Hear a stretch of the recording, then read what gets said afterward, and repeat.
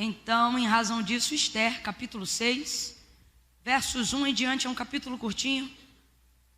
Diz assim o texto: Naquela noite o rei não pôde dormir, de sorte que mandou trazer o livro das crônicas, os registros do seu reino, os quais se leram diante dele.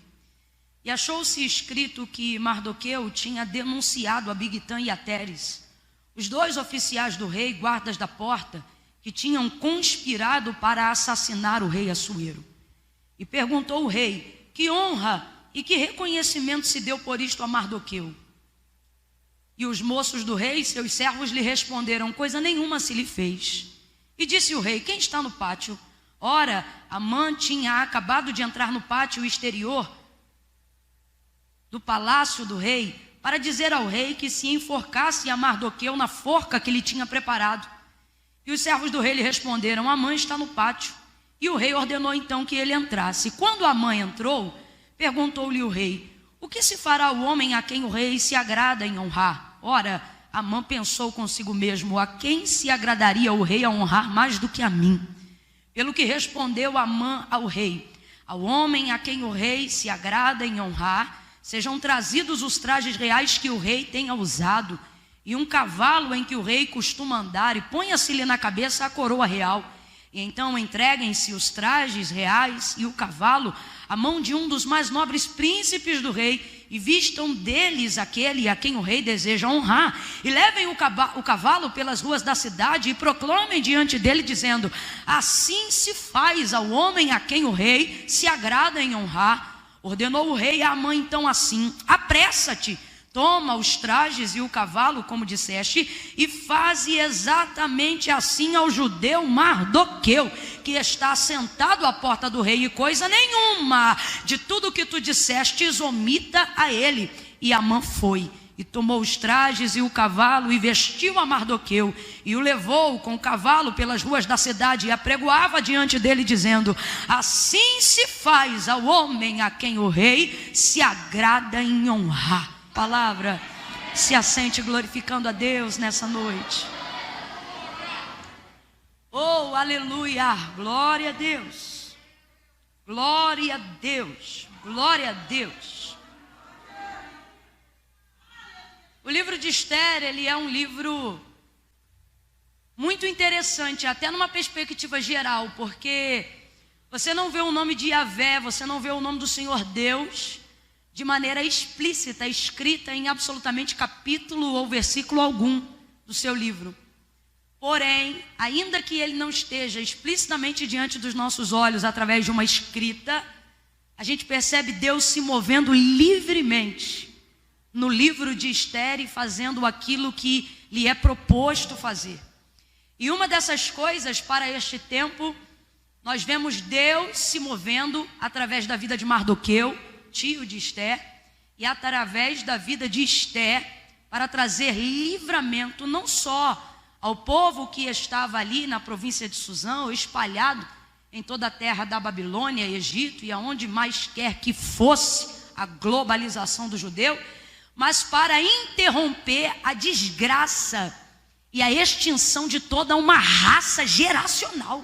Veja, nós estamos falando que Deus se moveu em um período determinado através de duas pessoas na história do tempo, não para trazer apenas um livramento coletivo local, mas para interromper uma desgraça geracional.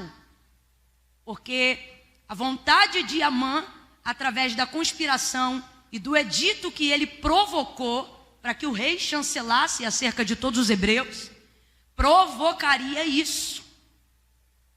Então o Senhor, ele se move mesmo aonde ele não está sendo declarado visualmente. Deus está ali o tempo todo.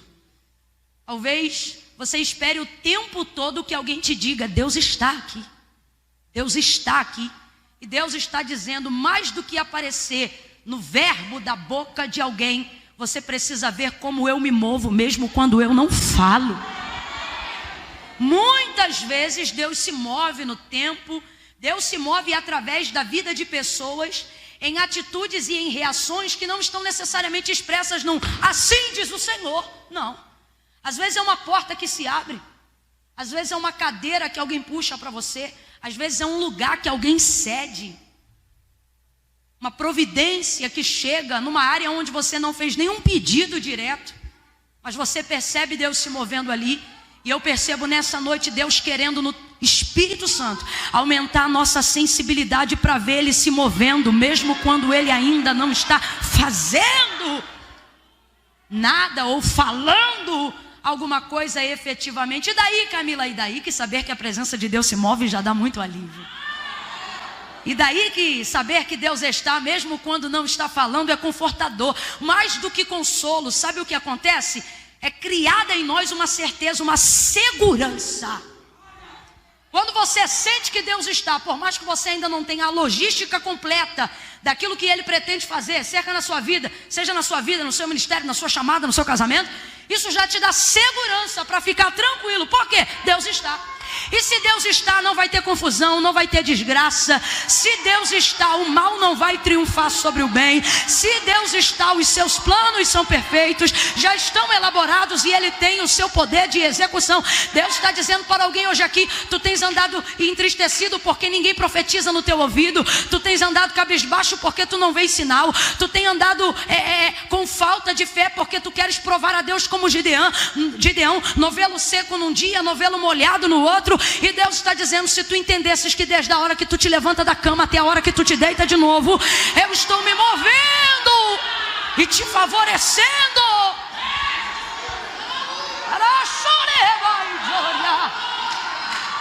Ele está contigo. Ele está contigo. E Ele estava com o seu povo naquele dia, como está sempre. Por mais que o seu nome não esteja explicitamente entre essas letras, Deus sempre está com o seu povo. A responsabilidade com Deus de ser uma companhia próxima. Complete para mim, para eu ter certeza que você está me ouvindo bem. Uma companhia próxima. Deus, Ele tem tanto anseio e tanto anela, né? Estou usando um antropoformismo, uma característica sentimental humana, só para tentar expressar aquilo, a maneira como Deus se move em relação aos nossos sentimentos, para te mostrar que isso não é sobre o que eu sinto, é sobre o que eu sei. E o que a palavra de Deus demonstra para poder confirmar que é o que é a despeito do que eu sinto. Por isso eu preciso andar baseado no que eu sei e não no que eu sinto. Fé não é sobre sentir, fé é sobre saber. É sobre ter conhecimento e trazer sobre mim o que a palavra de Deus diz sobre mim, não o que eu penso sobre mim ou sobre as pessoas. Quando eu absorvo isso, eu caminho em fé.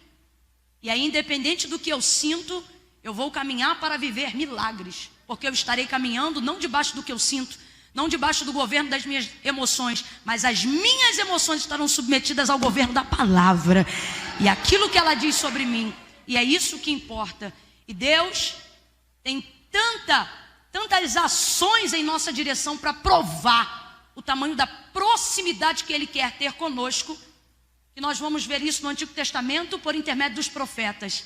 Depois nós vamos ver Deus estabelecendo na condição de povo datas, para que o seu povo se apresente diante dele. É igual quando a gente cresce, sai de casa, fica independente, mas a mãe diz: eu quero você aqui dia das mães, quero você no Natal, quero você tal dia. Um jeito de dizer: não deixe de passar aqui, porque eu não quero só falar com o telefone, não quero só falar de longe, eu quero você próximo, perto. E aí Ele vai estreitando cada vez mais essa relação. São os métodos de Deus para poder corrigir a queda do homem no Éden, porque na verdade o homem foi criado para falar com Deus a vida toda como? Face a face. E aí o tempo vai passando, chegamos agora no Novo Testamento e se cumpre a profecia do profeta Isaías. Um filho se nos deu. E nos deu por quê? Para cumprir o que João diz depois de convivência com ele. Deus amou o mundo de tal maneira que nos deu o seu Filho unigênito, para que todo aquele que nele crê não pereça, mas tenha vida eterna. Na biografia escrita de João sobre Jesus, ele não fala o nome de Maria, não fala o nome de José. Ele vai direto no Senhor para mostrar a proximidade de Deus para com o homem em Cristo. E aí ele diz: no princípio era o verbo. Sabe o que ele está dizendo? Deus estava conosco desde o início e antes de todas as coisas. No princípio era o verbo estava com Deus e o verbo era Deus. Nele estava a vida e a vida era a luz dos homens. E a luz resplandeceu nas trevas e as trevas não prevaleceram contra ela. E aí ele vai dar continuidade no mesmo capítulo e em dado momento João vai dizer assim: e vimos a sua glória. A glória de quem, gente? A glória de Deus. Em Cristo, porque Jesus disse isso para Filipe, disse isso para André: quem vê a mim vê o Pai. Vocês pedem, mostra-nos o Pai. Como vocês ainda não podem ver o Pai? Eu e o Pai somos. Quem vê o Pai me vê. Quem me vê, vê o Pai. Ele está dizendo, nós somos identificados e confirmados um pelo outro. Aí João vai dizer lá: e vimos a sua glória como a glória do unigênito do Pai, cheio de graça, justiça e verdade. Sabe o que João está dizendo? Vimos com os nossos olhos, sentimos com a nossa pele, comemos juntos, andamos juntos, caminhamos juntos, vimos a expressão máxima do amor de Deus andando com a gente, comendo com a gente, subindo com a gente, descendo com a gente, orando com a gente.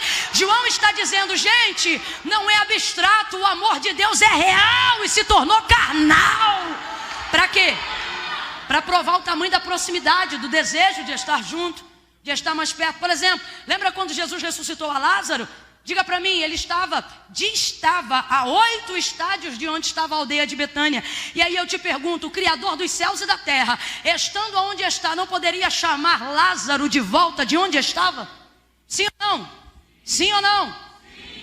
Poderia ter dito, Lázaro, de onde quer que ele estivesse, até porque não importava muito a voz que ecoava na sepultura, mas a voz que é reconhecida e temida no Seol. E aí ele chama, mas vai fazer isso de perto. E o texto diz por quê? Não é porque Lázaro é alvo de um milagre, é porque Lázaro é meu amigo. Dista 8 estádios e vai estar com ele perto. Oramacandaravassuria.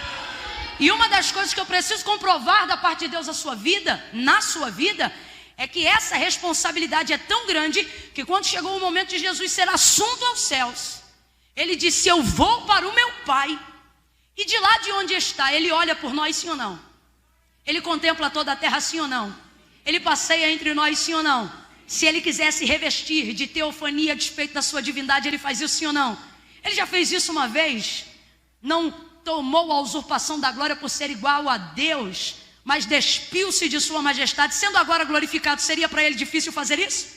Claro que não, mas ele está lá e poderia comandar de lá, dirigir de lá, falar de lá, determinar de lá, mas ele não quer de lá, ele quer que nós estejamos próximos. E aí ele diz, eu vou para o meu Pai, mas não deixarei só, eu vos enviarei outro. E quem é ele, gente? Que é quem? O Espírito Santo. E ele estará convosco todos os dias. Oh, eu quero que você tire alguns segundos aí agora para agradecer a pessoa bendita do Espírito Santo nesse culto, para agradecer a sua onipresença, porque ele está aqui, mas quando o culto acabar, ele vai embora com cada uma das pessoas que estão aqui, confirmando, selando, orientando. Então veja, está mais do que provado que o Senhor quer ter conosco uma relação próxima. Mas Camila, eu sinto que a minha relação com Deus não é tão próxima. É porque você limita a sua fé ao que você sente e não aquilo que você sabe, determinando que Deus só está com você se o vaso rodar, se o outro girar, se tiver visão, se tiver profecia, se tiver sonho de revelação. E Deus está aí dizendo, se tu entendesse que de manhã no café eu estou contigo, se tu entendesse que quando tu sobes no ônibus eu subo contigo. Camila, onde Deus estava quando eu estava comendo angu ao lado da mesa, junto contigo? Camila, onde Deus estava que não me vê andando a pé no sol? Ele diz, não só vejo como ando a pé no sol, junto contigo. Eu estou próximo de você, perto. Eu sinto o Espírito Santo confirmando essa palavra, abraçando a alma de pessoas aqui nessa noite, dizendo, eu estou perto de você. Pare de querer só me ver na vida dos outros e comece a ver eu me mover na sua vida. Estou perto.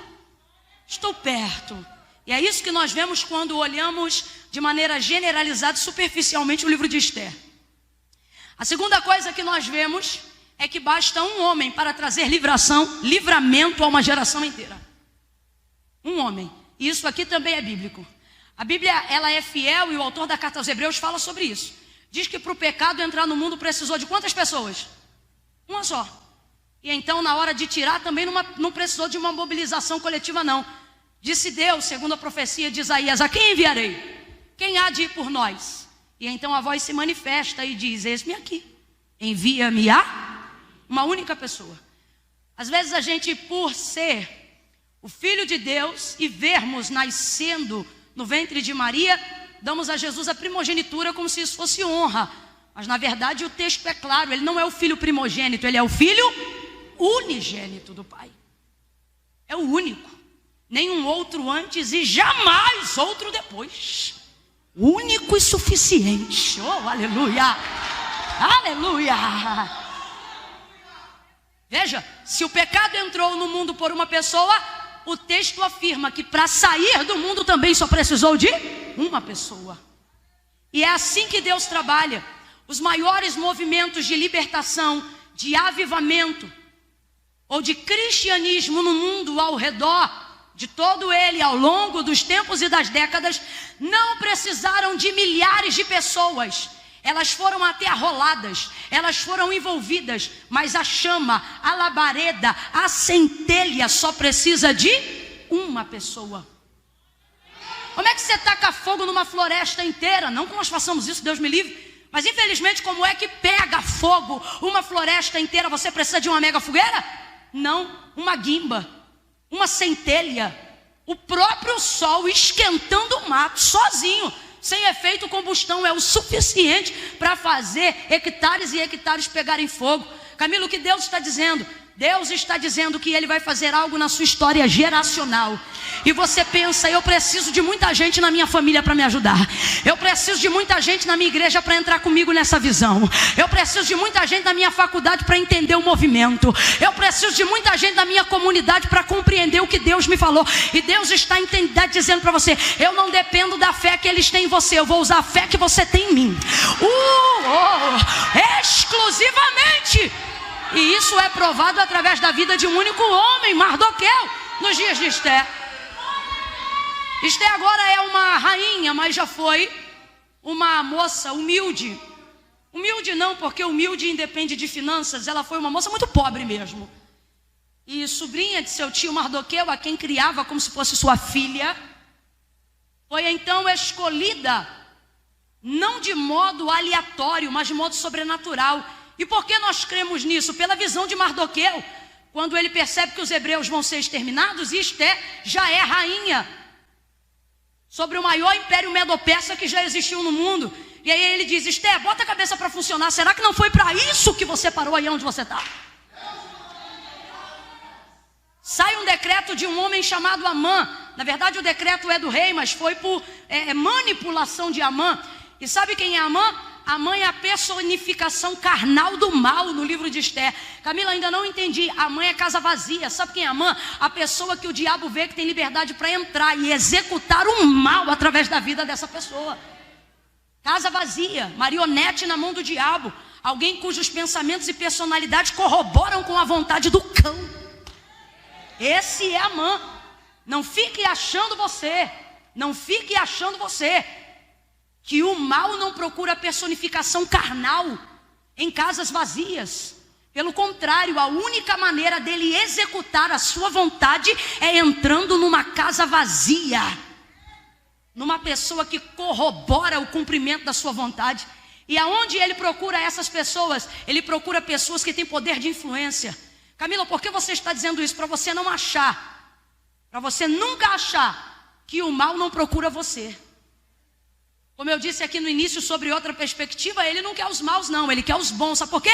São os bons que se assentam em cadeiras de influência, de autoridade. São os inteligentes e articulados que têm poder de persuasão. São os de confiança. Lembra de Faraó? Quando ele quis executar o plano dele da destruição de todo menino nascido hebreu, em quem ele foi? Foi no Senado? Foi na Câmara? Foi nada, foi nas parteiras. Porque elas eram as mulheres de confiança entre a casa das hebreias. Camila, eu não estou entendendo, vai entender. Deus está dizendo, cuidado, porque quando tuas virtudes são excelentes, o primeiro que quer se apropriar é o diabo, para cumprir através das tuas virtudes o plano dele.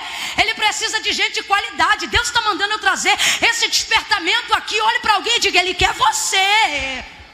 Diga aí, ele quer você. É você que ele procura. É alguém que canta como você, que prega como você, que dirige como você, que ora como você, que tem autoridade como você, que tem autonomia no departamento como você. Você acha o quê? Que ele quer o arrebentado? O arrebentado já está na mão dele. Ele quer você. Profetiza para alguém aí e diga: aqui não. Não deixa ele entrar não, menino.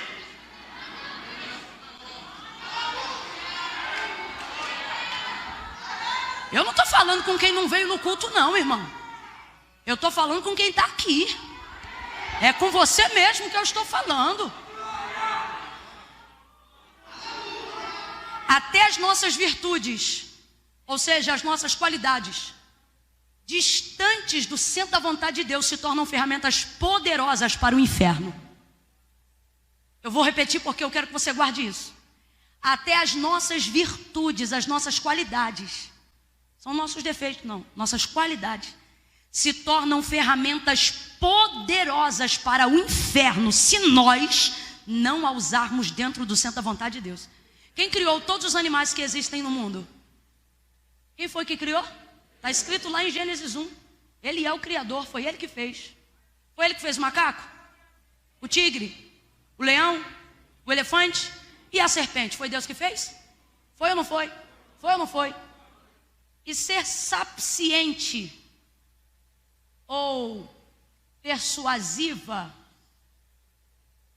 ou, como chama, deixa-me ver, prudente, é um defeito ou é uma qualidade?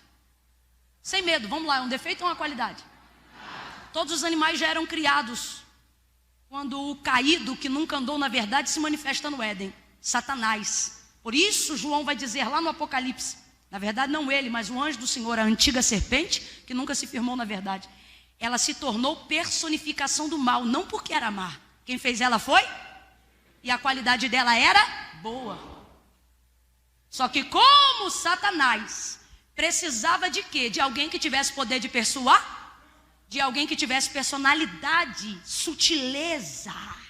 Você acha que Satanás ia usar o macaco? Não ia não. Eu não estou falando sobre alma, mas todos os seres criados são dotados de uma personalidade. E veja, podendo escolher qualquer animal, por que não escolheu o leão, extremamente intimidador? Mas não, escolheu a serpente, e o texto diz, porque era a alimaria mais perspicaz dentre todas as alimarias do campo que o Senhor Deus fizera. Deus nos trouxe aqui nessa noite e Ele está dizendo: vigia com as tuas qualidades. Não permita com que elas se tornem veículo na mão do diabo para a destruição do reino. Você só é bom se for bom para Deus. Sua mensagem só é boa se for para a glória de Deus, se não vir ostentação de conhecimento. Sua oração só é boa se o nome de Deus for glorificado. Se for para a tua vaidade, você vai ser destruído debaixo do próprio ministério que Deus te entregou.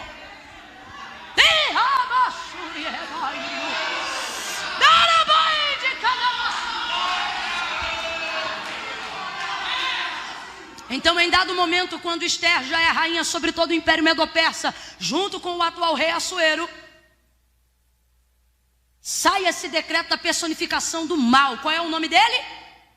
Quem lembra, gente? Eu falei aqui agora. Qual é o nome dele? Amã. Amã é a personificação do mal. E por que que ele incita contra os hebreus? Dentre outros motivos, o que mais o incomoda é esse aqui, ó. Mardoqueu já está na porta em processo de campanha, vamos dizer assim.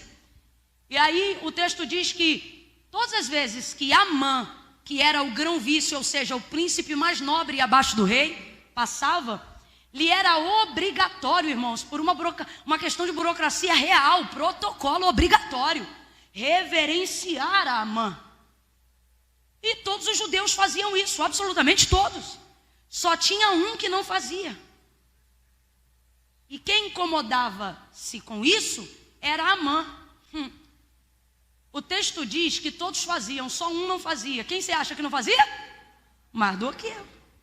Aí você diz, o gesto é simples, parece que eu vejo os outros judeus tentando incitar Mardoqueu a evitar a confusão.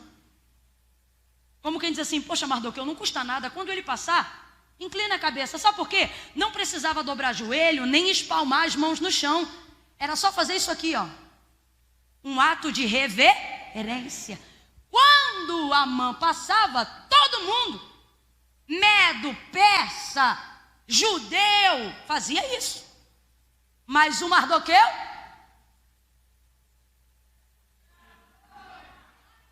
o gesto era simples. Completa aí, por favor. O gesto era, mas gestos simples contêm grandes significados. Você acha que é mó bobeira ir lá no botãozinho seguir o perfil de alguém? Você acha que não tem nada a ver, é só um botão? Não, é um botão onde você expressa uma comunicação de muito significado. Quem você está seguindo? Para curtir uma foto basta 2 cliques, é uma coisa muito rápida, é menos de 1 segundo. São milésimos de segundo. Mas quando você clica o botãozinho lá, qual é o significado? O que te atraiu? Quem você curte? Às vezes você não comenta nenhuma palavra, é só um emoji, é uma figurinha. Às vezes é um coraçãozinho, é uma coisa que deveria expressar até amor ou carinho. Mas a pergunta é, baseado em cima de que informação? É tudo tão rápido, é tudo tão simples. Dependendo dos lugares que nós estamos. Até para quem puxamos determinadas cadeiras. Wesley, ele já dizia assim: receba na sua igreja quem quiser entrar, mas no seu púlpito só quem Deus conferir. Me parece que Deus não age com os homens de acordo com os homens agem com os outros homens. Como? Na via do politicamente correto. Com Deus tudo se mantém igual até hoje. O quê? Sim, sim? Não, não. O gesto era simples e os judeus faziam, sabe por quê? Porque eles queriam evitar confusão. Completa aí para mim, por favor. Evitar. Eles queriam evitar confusão. E se eu te disser que um líder de verdade não tem medo de confusão? Não é que Mardoqueu quer incitar confusão, porém, se tiver confusão para tentar provar o que é certo, então vai ter confusão. Eu só não vou deixar de fazer o que é. Eu não vou reverenciar a personificação do mal. Eu não vou trazer concordância para quem quer exterminar a minha geração. Eu não vou fingir que eu estou bem com gente que deseja meu mal todo dia. Eu não vou reverenciar a gana do diabo em querer me destruir. Camila, mas a Bíblia diz que a luta não é contra a carne nem contra o sangue. Por isso Mardoqueu nunca tentou contra a vida de Amã, mas em oração o resistia. E o posicionamento de Amã não tinha poder e autoridade para mudar o seu posicionamento. Tem gente que muda a posição que Deus o colocou, não porque o outro obriga, mas porque a frouxura e o medo é tão grande que sai do lugar que Deus colocou, só para não ficar mal visto como alguém que tem poder. Pois Deus está nos dizendo hoje, guarda isso, eu não estou ministrando isso à toa num dia de eleições, mas a palavra do Senhor, ela é fiel. Levantando-se contra ti o espírito do governador, sai correndo. É isso que diz a palavra? Não. Levantando-se contra ti o espírito do governador, não saia do teu lugar.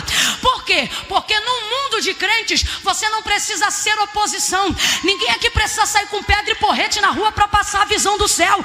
Deus não está querendo isso de ninguém. Você não precisa maltratar, rechaçar, perseguir, rasurar. Pelo contrário, nenhuma dessas posições refletem a visão do cristianismo. E qual é a visão da reforma protestante? Qual é a visão do cristianismo? Qual é a visão do Cristo ressurreto que vai morar no céu? Resistir ao diabo e ele fugirá de vós. Levantando-se contra ti o espírito do governador, não saia do teu lugar. Qual é a orientação bíblica para quem está numa posição que Deus colocou e não deve sair de lá? Qual, Camila? Posição de força? Não, posição de resistência. Todas as vezes que eu tenho oportunidade eu digo isso, e este domingo está muito propício para isso. Nós não somos a força que o mundo precisa. Você sabe aonde está a força que age no mundo? A Bíblia diz, na mão do maligno. Não tem uma área que esse desgraçado não tenha poder de entrar no mundo. Desgraçado, Camila? Você acha que o diabo está debaixo da graça? Não tem uma área. Se ele quiser entrar na instituição escolar, ele entra. Se ele quiser entrar nas partes governamentais, eu tenho para mim que o trono dele está quase lá. Não tem porta, não tem área onde ele não tem um espião, um acesso, uma medida, um jeito. Por quê? Porque há uma legalidade legitimada e autorizada, não por Deus, mas pelo pecado, quando nós demos abertura para isso. E o texto diz que isso jaz no mundo sobre ele. Então a força que o mundo precisa, meu irmão, não está na mão da igreja não. Quem quer bater boca, escorraçar, fazer e acontecer, não está usando a ferramenta errada. Ferramenta da igreja não é força. É uma ferramenta que só é usada por gente muito elegante. Eu amo gente elegante. Gente elegante é mó barato. O pau está cantando dentro dele, mas ele está assim. Eu amo gente elegante. Gente elegante está sendo afrontada na cara. Para não dar mau testemunho, ele não fala com a boca, mas começa uma oração intercessória na mente na hora. Poder no teu sangue, Jesus, a poder no teu nome, vai cancelando toda a obra do mal. Eu rejeito essa palavra. Na boca você não ouve nada, mas na mente está trabalhando. Gente elegante. Por quê? Sabe quem expressa muita força? Quem é fraco. Porque quem é forte não faz barraco, é resistente. Ele deixa o outro se descontrolar. Crente não bate boca em Facebook com a mãe. Crente não responde afronta em um WhatsApp. Crente não entra. Irmã, mas eu tenho que defender o evangelho. E se eu te disser que o evangelho não precisa de defesa, mas de testemunho?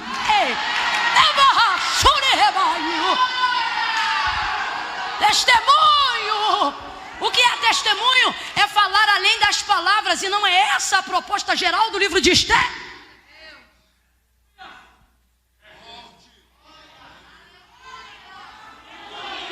Vão te xingar lá nos comentários. Aí você vai xingar também? Então você vai passar vergonha, porque você vai perder na briga. Porque você não usa as armas dele. A nossa milícia não é carnal. Mas não é por isso que ela não é forte. O texto diz, ela é poderosa em Deus para a destruição, para o extermínio das hostes espirituais da maldade, das obras do maligno. Todo mundo reverencia, mas Mardoqueu não reverencia. E o povo já sabia, Mardoqueu, isso vai dar ruim. E quando as pessoas perceberem que a sua atitude também esbarra nelas, elas vão começar a te incitar a parar de fazer o que é certo para fazer o que é confortável.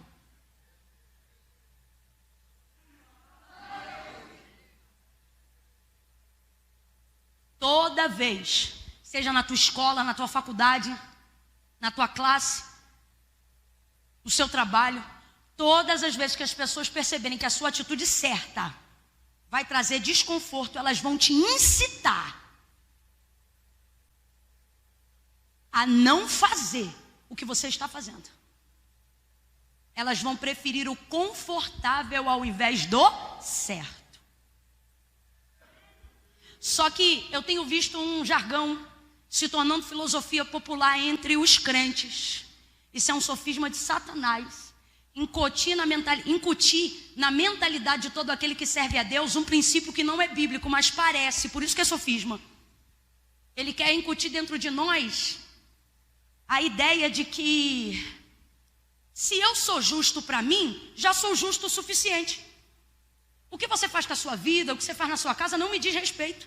Sabe quem comanda esse espírito? O mesmo que tomou a vida de Caim.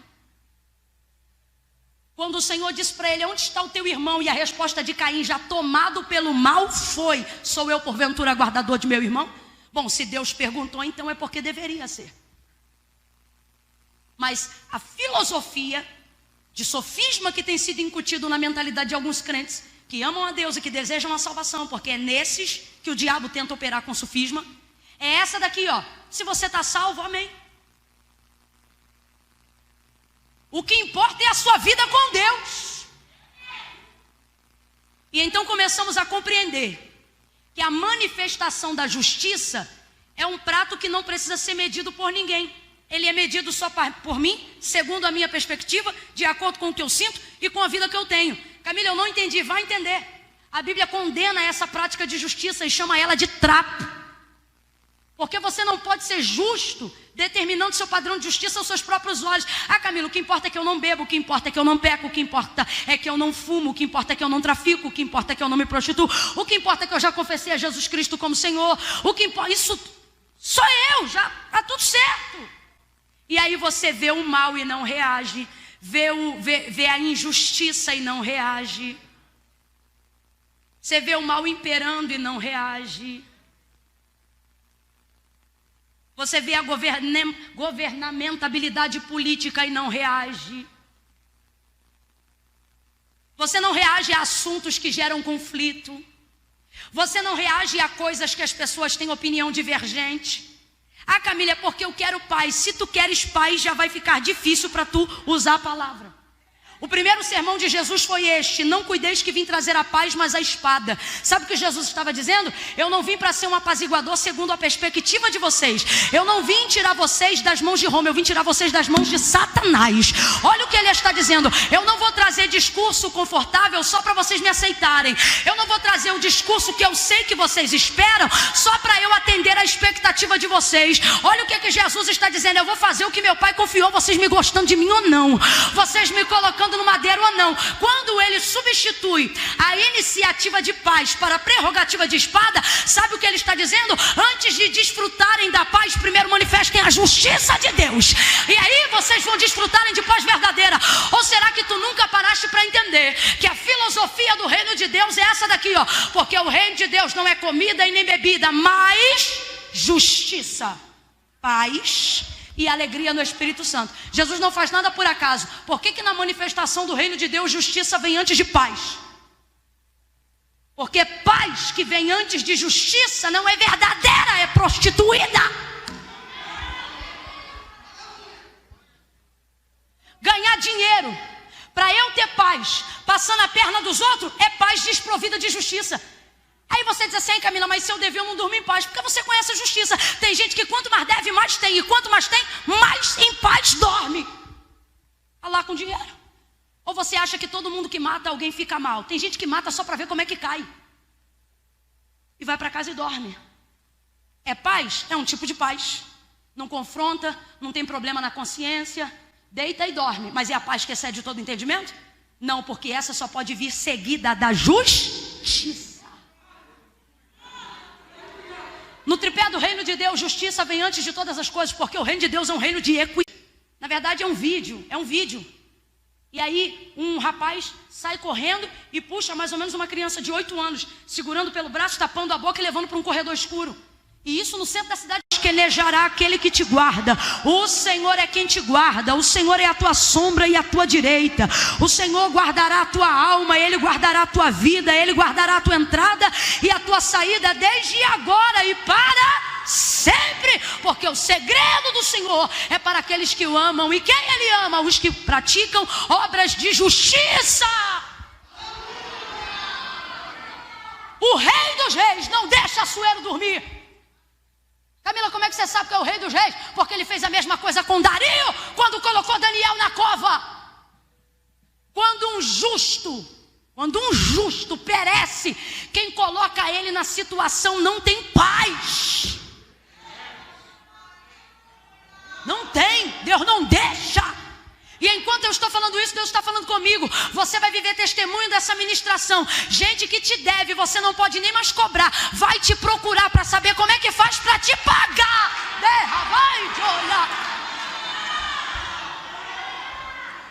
Nós estávamos anteontem em Balneário Camboriú. Aí a irmã se esforçando para fazer um mega seminário fora da cidade dela.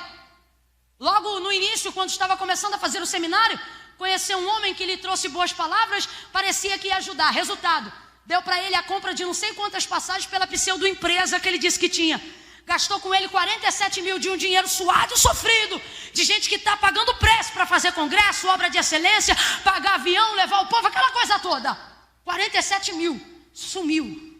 Quando ela descobriu que ele era picareta, conseguiu o telefone dele, depois de muita insistência falou com ele. Ela não disse muita coisa não.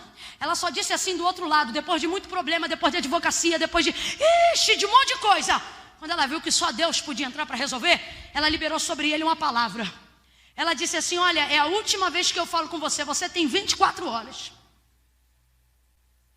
Porque você vai fazer o que ela disse, porque nem na advogada e nem no boletim de ocorrência na polícia, até hoje, desde que você me deve, eu nunca dobrei o joelho por isso. Eu coloquei isso na mão dos homens, mas você escuta. Eu sirvo a esse Deus e não é de hoje não. Você tem 24 horas. Senão eu vou dobrar os meus joelhos. E eu estou te dizendo, Deus vai tocar naquilo que você mais ama. Aí ele ficou indignado do outro lado e falou assim: tu é pastora ou bruxa? Ela disse: entenda como quiser, e desligou. Minha mãe estava lá e ouviu. no outro dia de manhã, ou seja, menos de 18 horas. Deu nem 20, ela deu 24. Aí ele liga para ela e do outro lado não dá bom dia, nem boa noite, nem conversa a historinha. Ele fala a verdade e diz assim, só diz isso, me fala como eu posso fazer para começar a te pagar.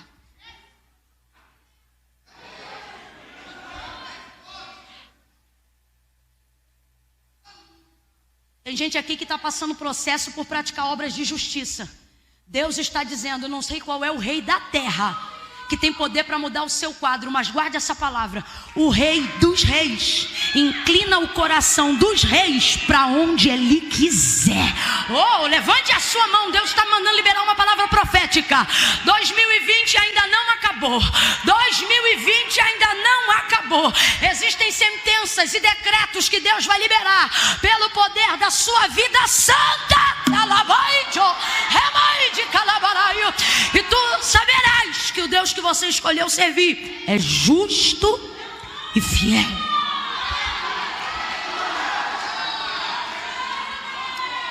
Ratificando a história, enquanto de um lado um não dorme para matar, o outro não dorme para honrar. Ele já amanhece no palácio porque antes do meio-dia quer botar Mardoqueu na forca. Só que o rei já acordou decidido a honrar. Acordou não, que não dormiu, né? Já decidiu honrar, só quer saber como. Vê se você entende. Não é porque você ainda não sabe o jeito que Deus vai fazer, não significa que Deus já não decidiu fazer.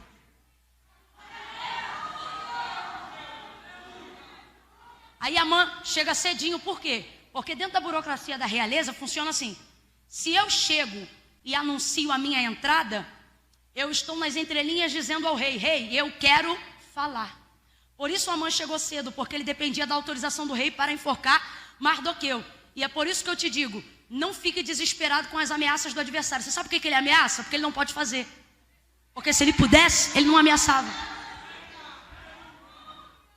Então, como ele quer falar, ele chega cedo para ele anunciar aos guardas, diga aí que a mãe está aqui. Só que o rei olhou pela janela antes dele chegar e perguntou para os soldados, quem está no pátio? E eles dizem, é Amã. Antes de Amã dizer, eu quero entrar, o rei diz, manda chamar. E aí muda a burocracia real. Porque a burocracia real, segundo a história do Medo-Persa, é essa. Se eu entro e anuncio a minha entrada, eu estou dizendo, rei, eu tenho uma petição, eu quero falar. Mas se o rei manda me chamar, quem é que quer falar? Então eu tenho que entrar como? Tem gente planejando para dizer um monte de coisa. Eu vou chegar, eu vou dizer, eu vou fazer. E fulano vai ver que é assim, eu tenho dossiê, e eu tenho documento, e eu vou entrar, e eu vou falar quem é, e eu vou mostrar com quantos paus mais uma canoa. Foi ninguém que me contou não, eu já vi isso acontecer. Já vi gente chegar em gabinetes, em mesas, e dizer assim, é hoje que eu vou falar. E a pessoa chegar com a mente tomada da maledicência para querer falar do outro. E aí quando senta para falar já começa assim, pastor, o senhor conhece fulano? Aí o pastor já diz assim, conheço, uma bênção. Minha casa ama fulano. Fulano é isso, fulano é... Eu já vi. Fulano é isso, fulano é aquilo. Fulano é um filho. Aí a pessoa diz assim, aí o pastor diz assim, mas diga aí então, o que é que tu queria dizer? Aí a pessoa diz, nada, o senhor já disse tudo. Foi desencorajado porque entrou pensando que ia falar, mas teve que... Levanta a mão e recebe essa palavra. Deus está dizendo que há armadilhas no mundo espiritual e sentenças que foram liberadas para destruir a tua moral, para manchar a tua honra, para acabar com a tua reputação. Tem gente que está fazendo montagem, tem gente que está preparando o dossiê do inferno, mentindo em números, mexendo em vírgulas, para te colocar numa posição de desgraça, de injustiça. Mas o Senhor meu Deus está aqui neste domingo se manifestando pela sua palavra, e Ele está dizendo, aquilo que teu adversário fizer em oculto, eu vou destruir antes de vir em público, e esta armadilha vai para o inferno, de onde nunca deveria ter saído. Eles estão pensando que vão falar, mas Deus está dizendo, eu vou calar, e eles podem ter 1 milhão de palavras para falar, eles serão obrigados a ouvir. Se Senhor que esteve ao nosso lado. Ora, diga a Israel: eles teriam nos engolidos vivos, mas nós damos graças ao Senhor que não nos deu por presa aos seus dentes. Estão querendo te calar, estão querendo te colocar numa posição onde você não pode se defender, estão querendo se reunir numa reunião que você não vai estar, estão querendo especular uma estratégia para determinar coisas em uma área onde seu voto não entra, sua decisão não entra.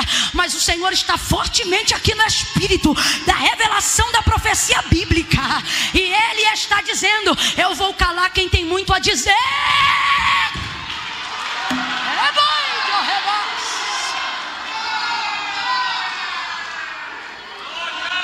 Irmão, porque eu vou te falar um negócio, isso é sério. Pior do que perder um carro, pior do que perder uma casa, pior do que perder um bem material é perder o crédito.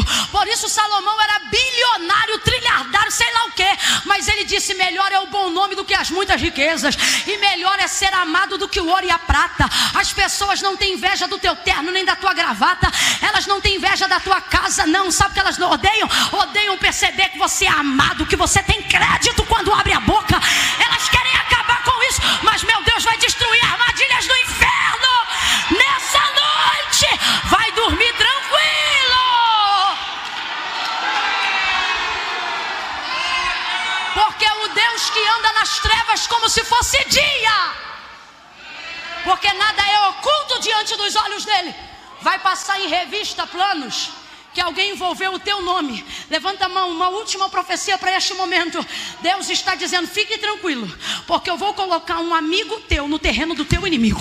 Eu vou colocar um amigo meu no terreno do teu inimigo, e ele não vai te destruir. Ele vai ficar retido, ela vai ficar sem graça. Esse Amã vai ter que engolir o que queria falar.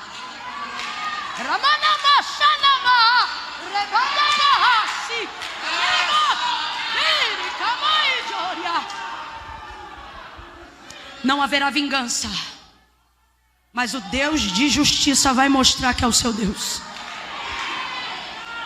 Quando ele pede a estratégia e o outro pensa que a estratégia honrado é para o próprio, aí o rei diz: vai lá e faz isso tudo com Mardoqueu. E você conhece a história. Mardoqueu foi honrado. Completa aí, por favor. Mardoqueu foi honrado. Mas quem tem propósito não se deslumbra com a honra. Por que eu estou dizendo isso? Porque duas coisas vieram para distrair Mardoqueu. Uma delas foi a forca. Você acha, sinceramente, que um camarada que consegue saber de uma conspiração que está acontecendo dentro do palácio, sem ele morar lá, não sabia que tinha uma forca de mais de 4 metros sendo construída para destruição dele? Sabia ou não sabia? Mas você não vê Mardoqueu se relacionando com nada com relação à forca, porque ele sabe que a forca é uma distração. Todas as vezes que o adversário não conseguir atuar na esfera de trabalho que você ocupa, na posição de liderança que você governa, na maternidade que você instrui, na paternidade, seja a área que for, todas as vezes que ele vê que você está tão focado naquela obra, naquela empresa, seja qual for, e ele perceber que não tem como te acessar lá, ele vai fazer de tudo para você descer aonde ele está. Por quê? É uma maneira de pegar uma visão macro, porque Mardoqueu não está lutando por si, está lutando por milhões. Se ele consegue vitória, não livra só ele vai livrar mim. Mas se ele olha para a forca não diz respeito a milhões. Não são milhões que serão enforcados. A forca foi preparada para um homem só. Para quem? O diabo sempre vai tentar mexer no teu pessoal quando ele não conseguir tirar de você a visão de reino. Todas as vezes que você estiver inserido numa visão de reino, trabalhando na igreja, no ministério, desenrolando a sua empresa, fazendo coisas grandes, ele vai te trazer para o pessoal, que é para você se embaraçar. Porque ele está vendo que você está inserido numa esfera que ele não pode entrar. Então, já que ele não pode subir, ele vai fazer de tudo para você. Aí você diz: Camila, isso é uma forca. E Deus me usa para te dizer: não, isso é uma distração. E sabe o que eu acho lindo? Mardoqueu não se distrai. Sabe por que não? Porque se ele perde tempo para livrar a vida dele, os dias correm e ele livra a vida dele hoje, mas morre daqui a 7 dias.